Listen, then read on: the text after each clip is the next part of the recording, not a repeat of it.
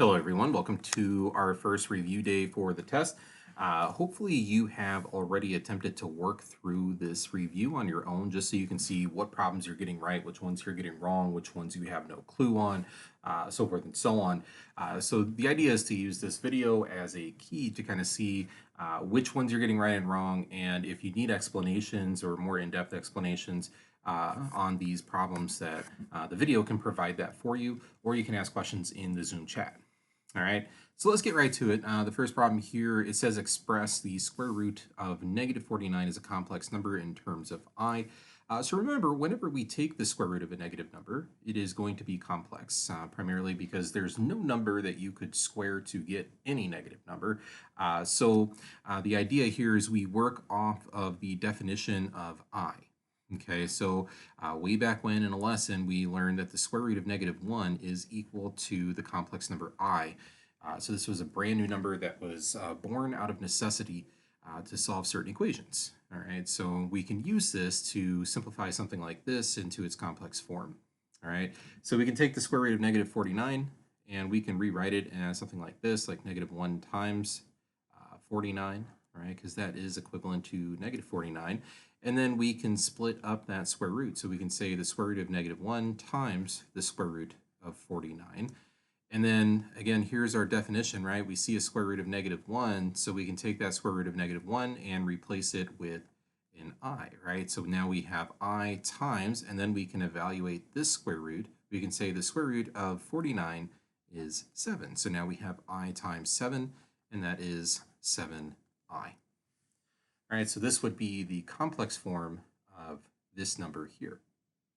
All right, so now that we know where complex numbers kind of come from based on that definition of I, once we have them in their complex forms, we can do operations with them. All right, so like this is a pretty basic operation here. We're just multiplying two complex numbers.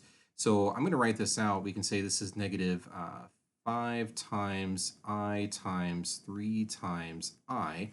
And you'll notice all I did there was really kind of get rid of the parentheses and put a multiplication symbol in between each of these different parts. Okay, so it's just a different way of writing the same thing. But remember, with multiplication, we can multiply in any order that we like. So I can take this -5 and I could multiply it by the 3 first, and then I can do I times I, right? So if I multiply the numbers together, -5 times 3, we know that that's -15. And then if we do I times I, well, we get I squared. Okay.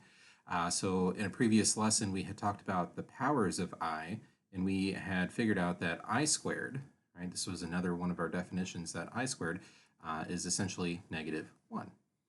Okay, so those two things are equivalent. So I can replace I squared with a -1, and I can say, okay, well, -15 times -1 is a positive 15. Okay, so when I multiply these two complex numbers, this is what I get.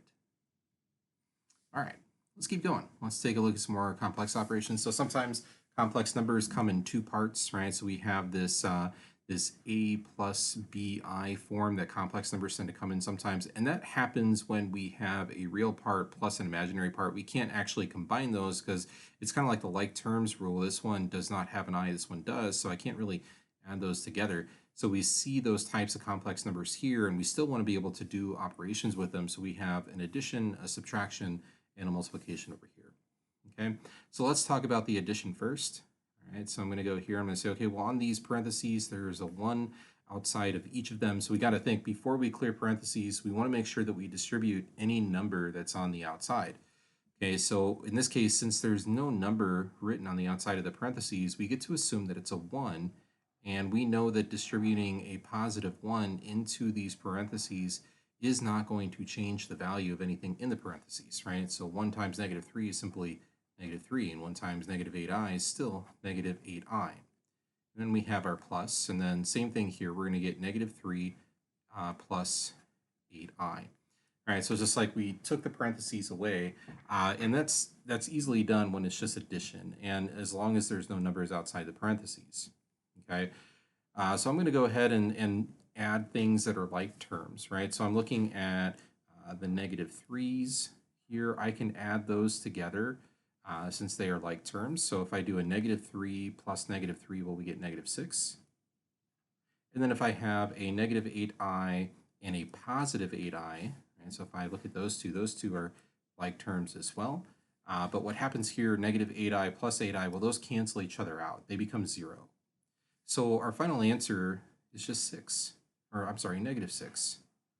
Okay, so that one's simplified really nicely. So it started off as a complex number with a whole bunch of parts, and it simplified to something really easy in negative 6 once we got rid of the parentheses and combined like terms.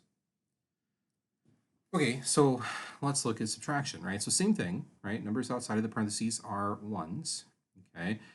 Notice the only difference here is we went from addition to subtraction, right? So on this one, if I distribute the 1, nothing changes. So we're going to have negative 3 minus 8i. But on this one, it's not just a 1, it's a negative 1 because of the subtraction. So I have to distribute a negative 1 to each thing inside of the parentheses here. Well, now things do change, right? Because a negative times a negative creates a positive. So this is going to be plus 3. And negative 1 times positive 8i changes this to a negative 8i. Okay, so things did change there because of that subtraction, and students will often forget to distribute that negative 1 to the term inside of the parentheses before removing them. All right, now everything's the same. We just want to make sure that we combine like terms. So we have a negative 3 and a positive 3. Well, that's going to cancel out to be 0. Okay, and then we're going to take a look at the i's. We have negative 8i and a negative 8i. So when I combine those two, right, negative 8i plus negative 8i is going to be negative 16i. And that's as simple as that's going to get. All right, so these guys canceled. These ones did not. All right, let's take a look at our last one. We did addition and subtraction, so let's do a multiplication. So we're going to use a box to help us out with this one. I like to use the lattice multiplication of the generic rectangle to help us out. Okay, so I'm going to split this box into 4 compartments.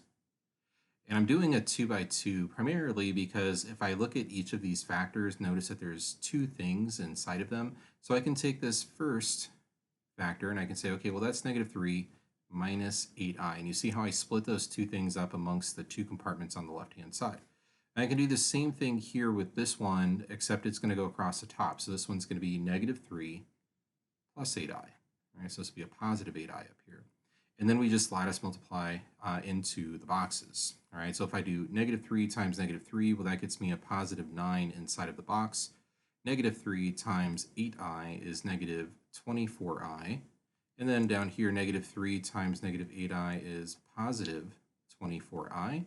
And then for the last box, we get negative 8i times positive 8i, which is negative 64i squared. Okay. So we have our 4 boxes. Now to finish this problem off, we've got to add those 4 boxes together. So down here, I'll write the sum of the boxes. So we've got 9 minus 24i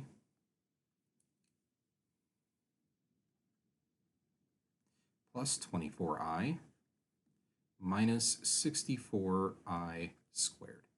Okay. So then I like to go through and look for like terms. So we have a negative 24i and a positive 24i. Those are like terms because they both have an I, and the i's are both being raised to the first power. This one has an I, but it's being raised to the second power, so it's different than the other two. These two guys will cancel each other out. So all that's going to be left is going to be 9 minus 64i squared. Okay, these guys cancel. They added up to 0, so we don't need them in the next round here. Remember our properties of I and the powers of I squared is simply negative 1. Okay, if you need to, you can always write that down up here because we're going to see I squared more often than the other powers of I, especially when we do multiplication like this. So I can replace this I squared with a negative 1 in the expression. So I have 9 minus 64 times negative 1. Right? And if I write that out, that's going to be 9 plus 64. Negative times a negative is a positive. All right, and then if I do 9 plus 64, well, we get 73. And there's our final answer. Right, so when we multiply these two complex numbers, we simply get a 73, which is one of the cool things about conjugates, right? These are conjugates because one is minus, one is plus here. It's the same exact complex number. The only difference is the operation in between the real and the complex part. And when that happens, whenever we multiply conjugates like this, we'll go from a complex number to a real number. It's a pretty cool property. All right. So let's go back here. Let's take a look at the powers of I. We talked about these briefly. So just a quick recap, right? So we had I itself was equal to the square root of -1. And then we determined, well, I squared is -1, right? Because if I square a square root, it's like the square and the square root go away. So all that's left is the -1. When we do I to the third, that's equivalent to -I, right? So primarily, because if I took I cubed and I wrote it as I squared times I, well, we know I squared is -1, so -1 times I is -I. And then we have I to the fourth, and we had determined that this one was 1. Okay, reason being, if I take I squared times I squared, right? So if I write this out as I times I times I times I, right? And then we kind of group them. There's an I squared, there's an I squared, so that's -1 times -1, and -1 times -1 is simply +1. Okay, so that now if we ever see any of these powers, right, if I see an I squared, I can replace it with -1. If I see an I cubed, I can replace it with -I. Same thing with the I to the fourth. Well, what we have in this problem is an I to the 14th power. Okay, so if you want, and I'm going to demonstrate it this way, but you don't have to do it like this. I'm going to write out all 14 I's. Okay, so we've got 1, 2, 3, 4, 5, 6, 7, 8, 9, 10, 11, 12, 13, 14. Okay, and then I'm going to group them, right? Because we know these powers, so I'm going to group them into groups of 4. All right, so there's an I to the fourth. There's an I to the fourth. And there's an I to the fourth, right? So this is I to the fourth. This is I to the fourth. This is I to the fourth. And then what's left on the end here is an I squared. Okay, so now we have I to the fourth times I to the fourth times I to the fourth times I squared. And we know I to the fourth is 1, right? So we can say 1 times 1 times 1 times, and then we know I squared is -1. Well, 1 times 1 times 1, that's just 1. 1 times -1 is -1. All right, so we can say I to the 14th power equals -1. And we're done. All right, so when you guys get to this problem on the test, you're going to really want to talk about what we know about these powers and how you use that in this sense. You can even use this as an example. All right, so you're probably going to get a different power, but you need to be able to talk about this in English. All right, tell me what's going on. Use the properties of complex numbers and what you know about their powers to explain how you got here. All right, and be detailed. Don't get lazy with the explanation. Be detailed with it. All right, take your time and explain it, read it back to yourself, and ask yourself, does your explanation make sense? And if it does, and it's using these properties, you will probably get full credit for it. All right. All right, let's talk about this one. This one says, what are the x-intercepts of a given polynomial? All right, so we have to remember the relationship between factors and zeros and x-intercepts. Okay, so x-intercepts, right? If we kind of think about where x-intercepts are at on the graph, right? They're here on this line, and they're always going to be something comma 0, right? Because on this line, every point has a y-coordinate of 0. Okay, well, this thing here, that is y. We want that thing to be 0. Okay, so what we are really looking for here are the numbers that I would plug in for x to make a 0. So if I'm sitting here thinking about this, something minus 51, right? So x minus 51 must equal 0, right? And if I solve this little mini equation here, and I add 51 to both sides, we get x equals 51, right? So if I take a 51 and I plug it in, it's 51 minus 51. Well, that's 0. 0 squared is still 0. 0 times whatever this is, it doesn't matter, is still 0. So this is one of our x-intercepts. So we can say 51 comma 0 is an x-intercept. And you're probably noticing, well, that's just the opposite of the number that was in the parentheses, and you would be correct. And you can use that pattern to help you with the second parentheses. So you can say, well, this is x minus 54, so another x-intercept would be 54 comma 0. And then you can test it out, right? Take that 54, plug it in and say, okay, well, 54 minus 54 is indeed 0. And if I take it to the third power, 0 to the third is still 0. 0 times who cares is still 0. All right. So there's our two x-intercepts. That's how you figure that one out. It's just a little bit of assessing, do you know the relationship between these factors in your x-intercepts? Do you know how to find it, maybe even algebraically, whatever. However you find the x-intercepts, you can even plug this into the graph and go look for them. All right, so that you've got quite a few options to figure out a problem like this. All right, let's take a look at our last problem. This is one of those big ones where we kind of capped off chapter 8. We have a polynomial and we want to find its roots and we want to write it in its factored form, right? So our goal is to get to something that looks like this for our polynomial. We can tell right off the bat that it's a third degree polynomial, so we are going to have 3 factors and we should have 3 roots. Okay, and we want to find all 3 of those. All right. Well, the first place that we should start is looking at the graph, right? Because the graph is probably the easiest place to find a root, and sometimes we can find all 3 just by looking at the graph, sometimes not. Sometimes we have to dig a little bit deeper. So I'm going to start there and see what roots we find. All right. I'm going to pull up Desmos here, and I've already got my polynomial typed in, right? So we can kind of see that red line that appears on the graph.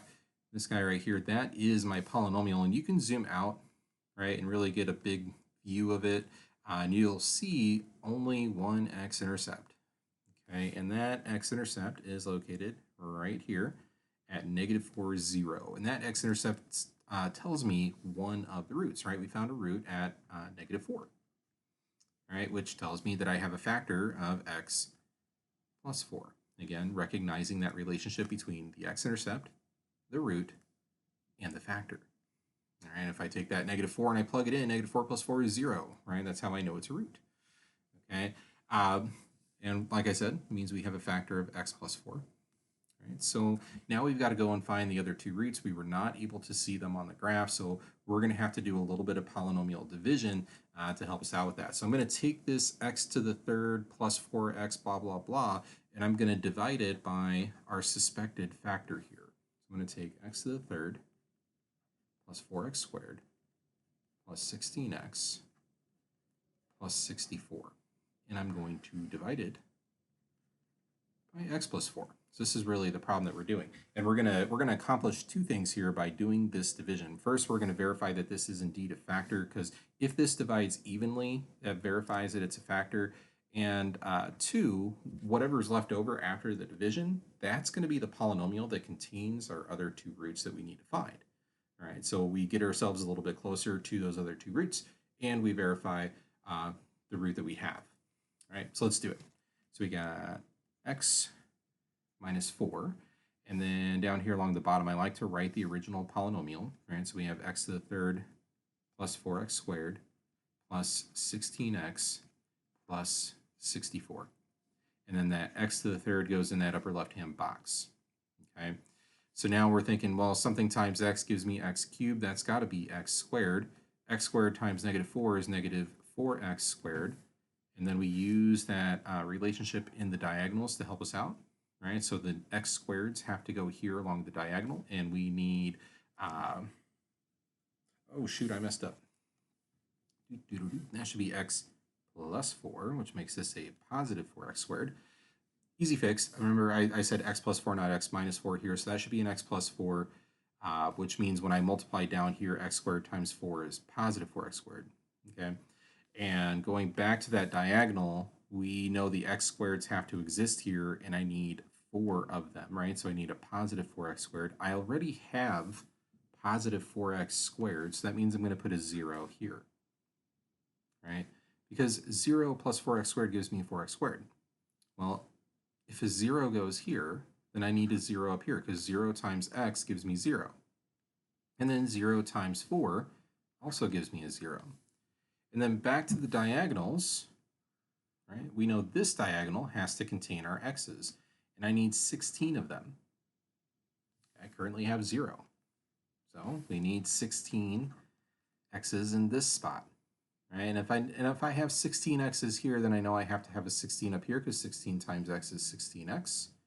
and then I multiply down. 16 times 4 is 64, and check the end of your polynomial there. The lower right-hand box, right, we get a 64, matches up with our polynomial at the end there, 64. That tells me that it divided evenly, which verifies that this is indeed a factor, and it verifies that this is indeed a root. So I can go ahead and put that down here into my partially factored form. And notice what we got from our division. We got x squared plus 16. That's what's left over after the division, right? So when I divide out the x plus 4, what's left is that x squared plus 16. This is the thing that has to contain our other two roots, right? So we are closer to the end here. We're almost there. Okay, so now the next thing we want to do is we want to go ahead and extract the other two roots. You can do that using the quadratic formula, or if you get something that looks like this, if you get like x squared plus a number, or x squared minus a number, you can just set up an equation, x squared plus 16, and set it equal to 0. And solve it, like straight up solve it. Just move things around until you get x by itself. All right, so we can subtract 16 from both sides. Those are gone. All right, so x squared equals negative 16. And then we don't want x squared, so we'll just square root both sides. All right, so that way the square and the square root cancel. And then look at this, we're square rooting a negative number, right? That's a negative 16 inside of a square root. Well, we just talked about complex numbers here. So I can break this apart into negative 1 times 16, right? Kind of like this. We know this is I, and we know the square root of 16 is 4. All right, so this is going to be 4i. And then you just have to remember that we're going to get a plus or minus because complex zeros always happen in conjugate pairs, right? So we're always going to, if we get a positive 4i, that means that negative 4i has to be a root as well. So we're going to get to a positive and a negative version of the 4i. All right, so now here's all of our roots. We got 4i, we got negative 4i, and we got negative 4. All right, so this is the one that we found in the graph. These were the two that we found algebraically. There's our three roots. Now I'm going to write this thing in factored form.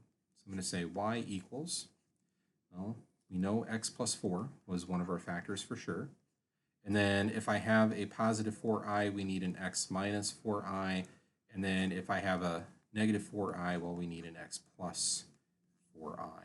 There's our factored form. There's our three roots, and we are done. All right, it is a long problem. Not gonna lie, guys. I promise you, I'm showing you the shortest way to get that done. There is no further shortcuts to be had. Honestly, I think if you had chosen to do the quadratic formula here, it could have been even longer. But yeah, you have to go through it. If there was a shorter way, I'd certainly show you. But it is what it is. Well, if you have any questions, let me know in the Zoom chat. I'd love to answer them for you. Otherwise, have a great day and good luck on your test.